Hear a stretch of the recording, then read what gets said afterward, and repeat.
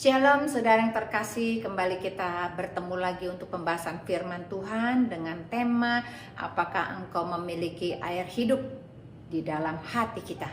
Tapi sebelum kita memulainya, mari saya ajak kita berdoa terlebih dahulu. Bapa dalam surga, terima kasih untuk hari ini. Kami mau disegarkan oleh air hidup datang dari surga, membawa kami supaya kami lebih lagi hati kami disucikan, pikiran kami disucikan, dan kami menerima berkat daripada kuasa Roh Kudus-Mu. Berbicaralah pada kami, di dalam nama Tuhan Yesus kami siap diberkati. Haleluya, amin. Saudara yang dikasihi Tuhan, hari ini kita akan membahas tentang air. Apakah fungsi daripada air?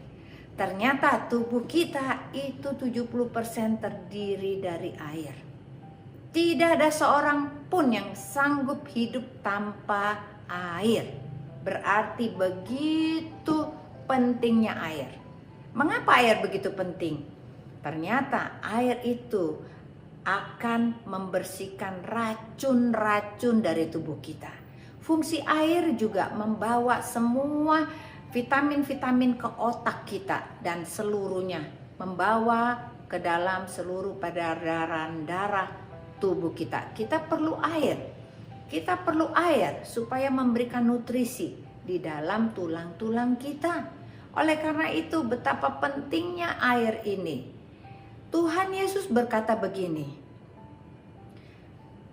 "Aku adalah air hidup yang turun dari surga.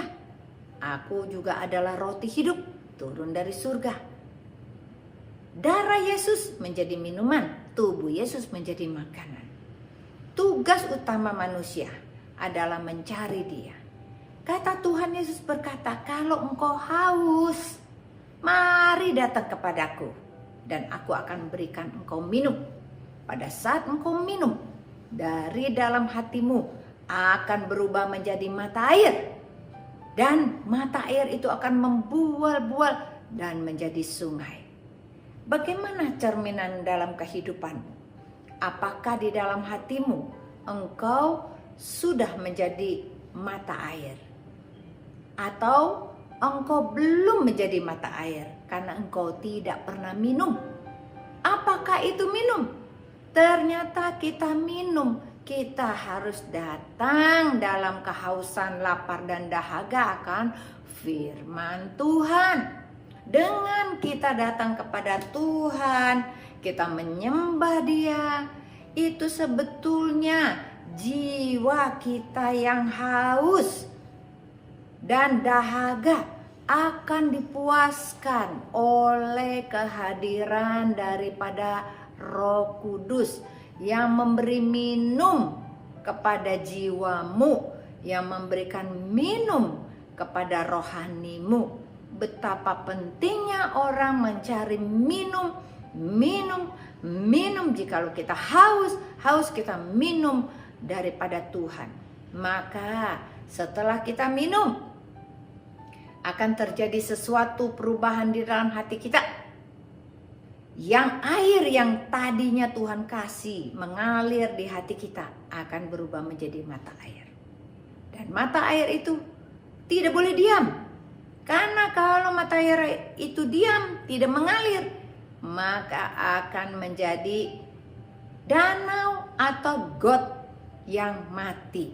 Sehingga lingkungannya akan mati. Hubungan suami istri mati, hubungan dengan anak mati, hubungan dengan mertua mati, hubungan dengan ipar mati, hubungan dengan rekan sekerja mati, hubungan dengan komunitas kita di gereja bisa mati.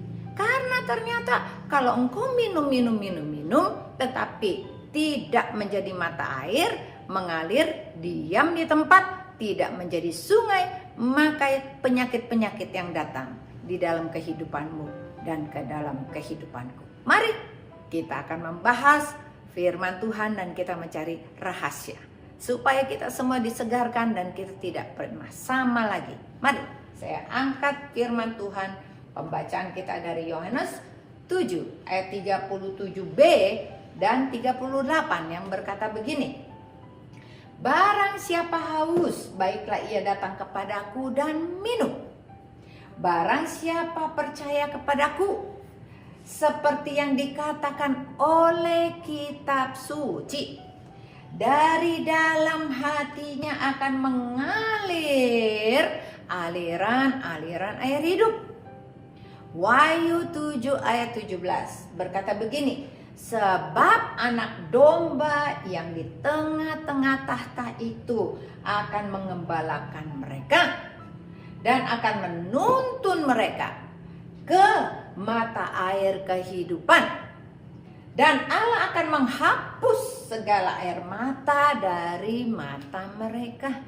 Berarti barang siapa haus, baiklah ia datang kepadaku dan minum.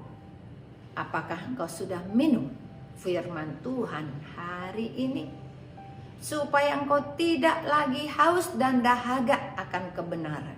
Karena orang yang datang mencari wajah Tuhan, jiwanya akan disegarkan.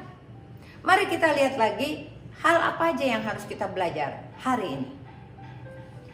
Hal yang pertama, kita harus minum air kehidupan. Ingat, minum. Yohanes 4 ayat 14 berkata begini, tetapi barang siapa minum air yang kuberikan kepadanya, ia tidak akan haus untuk selama-lamanya. Sebaliknya, air yang akan kuberikan kepadanya akan menjadi mata air di dalam dirinya yang terus-menerus memancar sampai kepada hidup yang kekal. Kenapa kita harus minum daripada Tuhan? Kita minta air dari Tuhan. Aku haus Tuhan. Aku haus akan firman-Mu. Tuhan Yesus berjanji, barang siapa minum air yang kuberikan, ia tidak akan haus selama-lamanya. Berarti begini, kalau kita itu harus makan sehari 3 kali, di dalam hidup ini 1 hari itu berapa kali kita minum? Berkali-kali kita minum. Begitu juga rohani kita. Jangan biarkan rohani kita itu haus. Kita minum. Berarti minum itu akan menjadi kebiasaan kita sehari-hari untuk mencari hadiratnya. Pagi, siang, dan malam. Bahkan di tengah-tengah hari pun kita cari dia. Hati kita itu melekat kepada Tuhan. Kita selalu minta pimpinan Tuhan, kita mengucap syukur sama Tuhan, dan kita banyak-banyak berdoa. Itulah pada saat itulah kita minum. Kita membaca firman Tuhan, itu adalah minum firman. Maka kalau kita lakukan itu setiap hari, minum firman, maka dari dalam hatinya akan mengalir, akan menjadi sumber mata air, dan akan mengalir sampai pada hidup yang kekal. Berarti jiwamu disegarkan. Kenapa kita perlu minum? Kita perlu minum untuk ngeflush semua kotoran-kotoran dari hati kita. Mungkin pikiranmu gak benar, negatif. Mungkin hatimu ada kebencian, dendam, dan menyimpan kesalahan orang lain. Mungkin engkau selalu berkata ingin membalas seseorang dengan perbuatan yang jahatnya, engkau ingin balas. Semuanya itu Tuhan katakan, kalau engkau minum pikiran negatif, hati yang sakit, hati yang penuh dengan dendam, Tuhan bersihkan. Sehingga tidak ada lagi luka yang ada di dalam hatimu. Hatimu bersih, pikiranmu bersih, matamu bersih, perkataanmu bersih, telingamu bersih, tangan dan kakimu ikut bersih. Karena Tuhan yang ngeflush semua apa yang tidak baik dari hidup kita, dari hati kita. Karena Tuhan berkata yang paling penting dalam kehidupan kita, kita harus jaga hati kita. Karena dari dalam hatilah keluar perkataan yang tidak baik. Dari dalam hati keluar pikiran yang tidak baik. Dari dalam hati timbullah perkara-perkara jahat dalam kehidupan kita. Hati-hati. Mari kita lihat ayat 1 lagi. Yohanes 4 ayat 10 berkata begini. Jawab Yesus kepadanya, "Jikalau engkau tahu tentang karunia Allah, siapakah dia yang berkata kepadamu, berilah aku minum? Niscaya engkau telah meminta kepadanya dan ia telah memberikan kepadamu air hidup." Berarti Tuhan berkata kepada kita, ya marilah engkau minum daripadaku, minum air kehidupan. Karena Yesus adalah sumber air kehidupan kita. Jangan pernah lupa, kalau hati kita tuh dibersihkan, maka terjadi kehidupan di dalam lingkungan keluargamu. Suamimu hidup, anak-anakmu hidup, cucumu hidup, mertuamu hidup, besanmu hidup, ipar-iparmu hidup, lingkungan kerjamu hidup, lingkungan pelayananmu hidup, dan semua firman itu akan hidup di dalam dirimu. Itu yang harus kita lakukan. Ingat, minum firman Tuhan. Seperti kita makan dan minum, demikian tubuh kita. Tubuh rohani kita memerlukan minum dan banyak minum.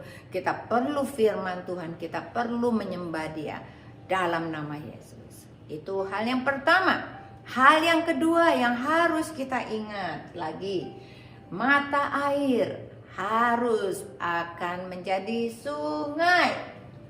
Kenapa harus jadi sungai? Nggak boleh mampet. Wahyu 22 ayat 1 berkata begini, lalu ia menunjukkan kepadaku sungai air kehidupan yang jernih bagaikan kristal dan mengalir keluar dari tahta Allah dan tahta anak domba. Wahyu 21 ayat 6 berkata, firman-Nya lagi kepadaku, semuanya telah terjadi. Aku adalah Alfa dan Omega, yang awal dan yang akhir. Orang yang haus akan kuberi minum dengan cuma-cuma dari mata air kehidupan. Berarti Tuhan adalah sumber mata air yang jernih. Dari dalam dirinya Tuhan Yesus itu adalah mata air. Tuhan Yesus bersatu dengan Allah Bapa dan keduanya menjadi sungai. Pada saat kita minum, kita manusia minum daripada sungainya Tuhan, maka yang terjadi transformasi di dalam hati kita.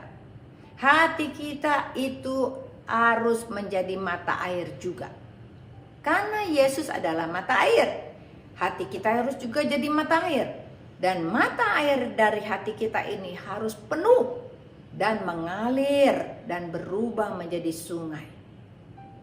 Sungai itu akan turun ke bawah dan bercabang-cabang. Pada saat dia bercabang-cabang, disitulah engkau turun menjadi sungai kehidupan bagi orang lain. Membuat orang lain di sekitarmu menjadi hidup. Berapa banyak orang yang ada di sekelilingmu menjadi hidup. Yang tadinya semangatnya mati menjadi bangkit kembali. Orang yang sudah patah hati dihiburkan. Orang yang tidak punya pengharapan engkau doakan sehingga mereka punya pengharapan baru. Orang yang sakit engkau doakan sehingga menjadi sembuh. Bukankah hatimu sudah berubah menjadi sungai kehidupan yang memberikan kehidupan bagi orang banyak, orang-orang yang ada di sekelilingmu? Berarti tugas kita selain kita minum dari dalam hati kita harus berubah menjadi mata air dan harus menjadi sungai. Pada saat kita menjadi sungai, kita tidak lagi simpan semua buat diri kita sendiri. Pengetahuan tentang firman gak boleh disimpan sendiri, tapi kita bagikan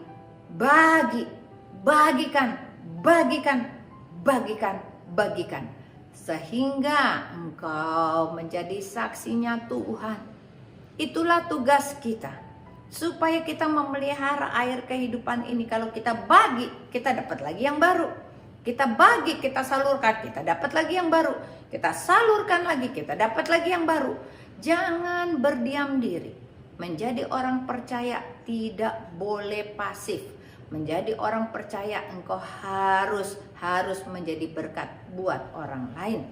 Mari kita lihat lagi hal yang ketiga yang harus kita lakukan, yaitu percaya akan kuasa. Engkau berkata, aku nggak bisa, aku nggak biasa bersaksi buat Tuhan, mulutku ini berat. Tuhan bilang, bukan karena engkau kuasa itu datang, karena engkau tidak punya kuasa apapun juga. Tapi kuasa dari surga akan datang ke dalam dirimu, masuk ke dalam hatimu, mengubah engkau sehingga engkau punya kuasa untuk bisa bersaksi, menjadi saksinya Tuhan. Mari kita lihat ayatnya. Kisah Rasul 1 ayat 8 berkata begini, tetapi kamu akan menerima kuasa kalau Roh Kudus turun ke atas kamu, dan kamu akan menjadi saksiku di Yerusalem dan di seluruh Yudea dan Samaria dan sampai ke ujung bumi. Yohanes 14 ayat 26 berkata begini, tetapi penghibur, yaitu Roh Kudus yang akan diutus oleh Bapa dalam namaku, dialah yang akan mengajarkan segala sesuatu kepadamu dan akan mengingatkan kamu akan segala semua yang telah kukatakan kepadamu. Berarti kita percaya akan kuasa, yaitu kuasa Roh Kudus, yaitu kuasa dari surga. Roh Kudus sendiri itu datang dari Yesus, menolong kita, menghibur kita, sehingga kita diberikan kekuatan menjadi saksinya Tuhan. Pada saat engkau minum, air kehidupan, engkau menjadi mata air. Lalu setelah engkau menjadi mata air, engkau berubah menjadi sungai. Engkau bisa membersihkan juga orang lain. Pikiran-pikiran yang buruk daripada orang lain engkau bersihkan, sehingga Tuhan ada berkenan kepadamu. Ingat baik-baik bahwa tugas kita menjadikan diri kita sungai kehidupan. Jangan pernah lengah. Percaya Yesus penting, tetapi berubah menjadi sungai kehidupan dalam hidupmu dan menjadi saksinya Tuhan. Itu jauh lebih penting, sehingga engkau menjadi hidup.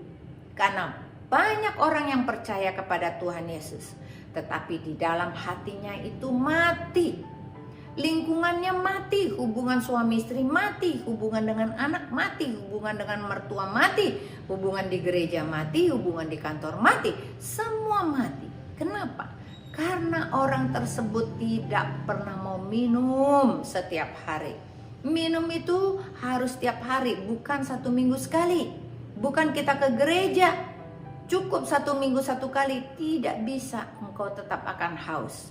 Tetapi Tuhan berkata, jikalau engkau minum air yang kuberikan kepadamu, yaitu air dari surga, engkau tidak akan haus lagi. Berarti kita harus minum, dan selalu memelihara hati kita ada Yesus di dalam. Maka sumber mata air itu ada di dalam hati kita, itu akan membual-bual dan akan memberikan kehidupan bagi orang banyak. Bersediakah engkau menjadi sungai kehidupan bagi orang lain? Bersediakah engkau hidupmu dipakai oleh Tuhan menjadi saksi? Bersediakah engkau selalu datang kepada Tuhan, memberikan hormat kepada Tuhan setiap hari serta bersyukur, sehingga pada saat engkau bertemu dengan Tuhan Yesus, engkau disegarkan. Engkau minum air dari surga dan memelihara air itu selalu ada di dalam hatimu menjadi sumber mata air kehidupan. Mari saya ajak kita berdoa. Bapa dalam surga, terima kasih untuk firman-Mu, meteraikan firman-Mu dengan kuasa darah anak domba Allah termeterai sempurna. Biarlah menjadi rema dalam hidup kami mau menjadi berkat buat orang lain. Berkati firman-Mu, beri kami kekuatan, dan kami percaya firman-Mu tidak akan pernah keluar lagi dari hati kami. Kami boleh diberi pengertian yang baru. Di dalam nama Yesus kami semua sudah diberkati. Haleluya. Amin. Tuhan Yesus memberkati.